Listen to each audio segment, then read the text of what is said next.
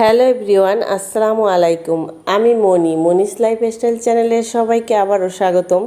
আমার আজকের ভিডিওটা যে যেখানে বসে দেখছেন, আশা করি সবাই ভালো আছেন, সুস্থ আছেন। সকালের নাস্তার পর একটু চা বানিয়েছিলাম, সেই চাটাই খেয়ে নিচ্ছি। একটু রিল্যাক্সে আরাম করে চাটা খেয়ে নিচ্ছি। চা তাড়াহুড়ো করে খেলে আমার কাছে তো একদমই ভালো লাগে না, খুব রিল্যাক্সে চাটা খেলে ভালো লাগে। আর এদিকে রান্নাঘরে চলে আসলাম, যেহেতু অনেক কাজ জমা হয়ে গেছে। বেড়াতে যাওয়ার আগে আমি মশলা জারগুলো সব ধুয়ে পরিষ্কার করে রেখে গিয়েছিলাম। আর বাইরে এভাবে রেখে গেলে ময়লা হয়ে যায়, সেজন্য মশলা জারগুলো যেহেতু আমি ধুয়ে পরিষ্কার করে রেখে গিয়েছিলাম, এগুলো এখন রিফাইল করে নিচ্ছি। সব মশলাগুলো আমি এই মশলা জারের মধ্যে নিয়ে নিচ্ছি। আর অয়েল জারগুলো আমি বাইরে থেকে পরিষ্কার করে রেখেছিলাম, আপনারা দেখেছেন, ভিতরে তো ধুইনি। আর সেজন্যই এগুলা আমি এখন তেলটা ভরে নিচ্ছি। এই মশলা জার সব কিছু আমি যেগুলো ধুয়ে পরিষ্কার করেছিলাম কিচেন ক্যাবিনেটের মধ্যে রেখে গিয়েছিলাম। বাইরে রেখে গেলে দেখা যায় অনেক ধুলো ময়লা পড়ে থাকবে, আর তেলাপোকা তো আছেই। বৃষ্টির দিন আর কেমন যেন হয়ে থাকে, বাইরে কোনো কিছু রাখলে প্রতিদিন যদি ব্যবহার না করা হয়।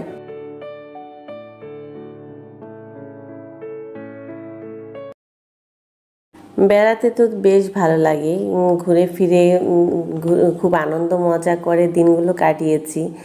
আমি যদিও বাড়িতে গিয়ে ভিডিও করার ইচ্ছা ছিল না, তারপর আমি কিছু ভিডিও কোরবানির দিন কী কী করেছি আর ঘুরতে গিয়েছি সেই ভিডিওগুলো করেছিলাম, কিন্তু আপনাদের সাথে শেয়ার করতে পারছি না। ভিডিওগুলো আসলে আমি সিরিয়াল বাই করতে পারিনি। দেখা যায় যে যখন মনে পড়েছে একটু ভিডিও করেছি, আবার ভুলে গিয়েছি, ভিডিও করা হয়নি, সেজন্য আর এলোমেলো ভিডিওগুলো আপনাদের সাথে শেয়ার করলাম না। বাসায় ফিরে আবার পুরনো রুটিনের সেই কাজকর্মগুলো আপনাদের সাথে শেয়ার করছি।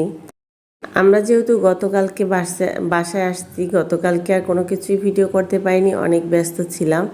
আর বাড়ি থেকে গাছের অনেকগুলো আম নিয়ে আসছিলাম। কিছু আম এখানে ফেটে গিয়েছিল, যখন গাছ থেকে পেয়েছে পরে ফেটে গিয়েছিল। ফাটা আমগুলো আমি এদিকে কেটে নিয়েছি, একটু আচার দিব। এদিকে বক্সে কিছু ছোট টুকরো করে আম কেটে নিয়েছি, এটা আমি ডিপ ফ্রিজে এভাবেই রেখে দেব। ডাল রান্না করলে তার মধ্যে সারা বছর যেন দিতে পারি একটু যখন মনে চায়। প্রথমে যে বোলের মধ্যে আমগুলা কাটা দেখিয়েছি, ওইগুলো আমি একটু চাটনি আচার করব, আর ওইটা এভাবেই আমি রেখে দিচ্ছি। গতকালকে যেহেতু অনেক ব্যস্ত ছিলাম, কোনো কিছুই শেয়ার করতে পারিনি। আর এই আমগুলো গতকালকে আমাকে কেটে নিতে হয়েছে, সেজন্য বিকালবেলা আমগুলা কেটে আমি এভাবে রেডি করে নিয়েছি, নয়তো নষ্ট হয়ে যাবে। আমগুলা যেহেতু ফাটা ছিল, সেজন্য কেটে আচারের জন্য রেডি করে নিয়েছি, আর আপনাদের সাথে একটু শেয়ার করার জন্য ভিডিও করে নিয়েছিলাম। আর এই ভিডিওর অংশটা আমার গতকালকে বিকালের।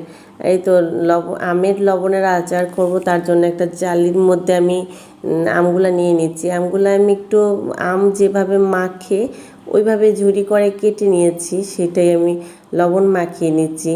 এটা যেহেতু লবণের আচার, এটা চুলায় জাল করতে হয় না। আর কিভাবে বানাবো সেটা তো আমি অবশ্যই শেয়ার করব। আর এই তো রাতে যেহেতু আর এটাকে কিছু করব না, সেজন্য বেশি পরিমাণে লবণ মাখিয়ে এভাবে রেখে দিচ্ছি। নিচে একটা প্লেট দিয়ে দিচ্ছি। আমের থেকে লবণ মাখার কারণে আমের থেকে যে পানিটা ঝরে যাবে, প্লেটের মধ্যে ঝরে যাবে, আপনারা দেখে বুঝতেই পারছেন। আমি পানিটা কিছু ফেলে দিয়েছি, আর লবণ মাখিয়ে এটাকে সারা রাত রেখে দেবো। অনেক দিন যাবতীয় আসলে প্রতিদিনই বৃষ্টি হচ্ছে, কম বেশি রোদও উঠে প্রতিদিন, আবার বৃষ্টিও হয়। এই তো বাইরে দেখি একটু রোদ উঠেছে, তাই রাতে যে আমি আমগুলা লবণ মাখিয়ে রেখে দিয়েছিলাম আচারের জন্য, সেটা একটু ভাবছি রোদ্রে দেব। এই আচারটা আসলে রোদ্রে দিলেও হয়, না দিলেও হয়, এটা অপশনাল। রোদ্রে না দিলেও এটা ভালো থাকে। আর চুলায় তো জাল করে নেব না, তাই ভাবলাম একটু রোদ্রে দিয়ে এটাকে একটু পানিটা ভালোভাবে ঝরে যাক। গতকালকে বাড়ি থেকে যে আমগুলা নিয়ে আসছিলাম, সেইগুলাই আমি একটু পাকা আমগুলো আলাদা করে নিচ্ছি, যাতে বাচ্চারা এখান থেকে নিয়ে খেতে পারে। আমরা যখন ঈদ করতে বাড়িতে গিয়েছি, তখন গাছে অনেক আম ছিল। আমাদের একটা গাছে আসলে এই সিজনটাতে আম পাকে, মানে অন্য সব গাছের আম খাওয়া শেষ হয়ে যায়, তারপরে এই গাছের আমটা পাকে। আসার আগে সব আমগুলা পেড়ে আত্মীয় স্বজনকে দিয়েছি, আমরাও কিছু নিয়ে আসছি। রান্নাঘরে চলে আসলাম। আমি আচারের জন্য মশলা রেডি করব। প্যাকেটের কেনা যে পাঁচফোড়ন আছে ওইটাই আমি নিয়ে আসছিলাম কিনে, সেটাকে এখন আমি একটু টেলে নেব পাঁচফোড়নটা।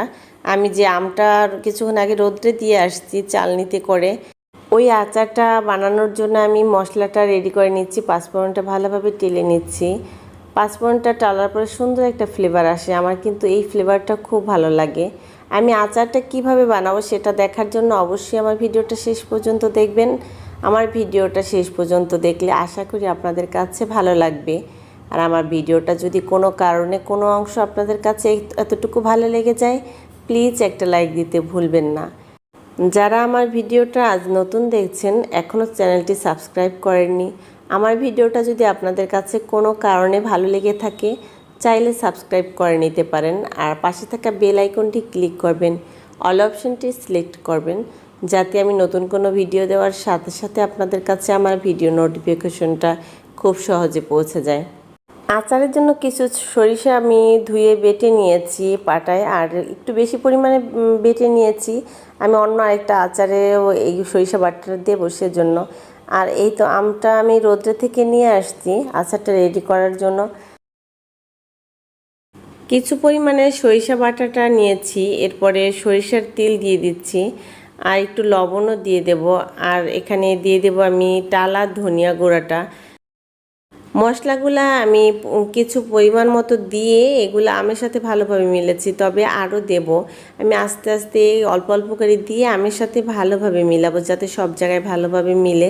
আর আমটা যেহেতু আমি জাল করছি না, মশলাটা ভালোভাবে মিলাতে হবে। আর এই আচারটা যেহেতু লবণের কারণে সারা বছর খুব সুন্দর থাকবে, লবণটা আমি কিন্তু কয়েকবারই অল্প অল্প করে দিয়েছি। আর এর মাঝে কিন্তু আমি পাঁচফোড়নটা যে গুঁড়ো করে নিয়েছিলাম, পাঁচফোড়ন গুঁড়োটা দিয়েছি, আর কিছু সরিষা বাটা দিয়েছি। শুকনো মরিচ তেলে আমি গুঁড়ো করে নিয়েছিলাম, শুকনো মরিচ গুঁড়োটা দিয়েছি। আর এদিকে আরও কিছু পরিমাণে সরিষার তেলটা আমি দিয়ে দিচ্ছি। সব মশলাগুলো আসলে নিজের পরিমাণ মতো, আইডিয়া মতো দিতে হবে, নিজের স্বাদ অনুযায়ী। রোদ দেখে আর লোভ সামলাতে পারলাম না, ভাবলাম রোদ যেহেতু উঠেছে তাই আচারটা আরেকটু রোদ দিয়ে নেই।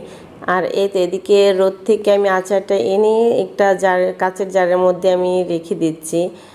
লবণের আচার যেহেতু, এটা লবণ তো আমি কয়েকবারই দিয়েছি। এই আচারটা জারে ভরার আগ পর্যন্ত আমি কিন্তু চালনিতেই রেখেছি, কারণ বারবার যেহেতু লবণ দিয়েছি, লবণ দেওয়ার কারণে আম থেকে যে পানিটা ঝরে যাবে, সেই পানিটা যাতে ঝরে নিচে প্লেটে পড়তে পারে, সেজন্য আমি চালনিতে করে এই আচারটা দিতে হয়।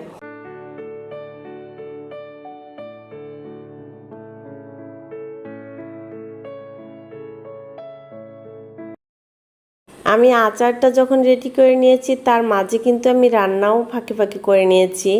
এই তো আজকের রান্নায় গরু মাংস রান্না করেছি আজকে দুপুরবেলা, কারণ গরু মাংসটা বাচ্চারা অনেক পছন্দ করে।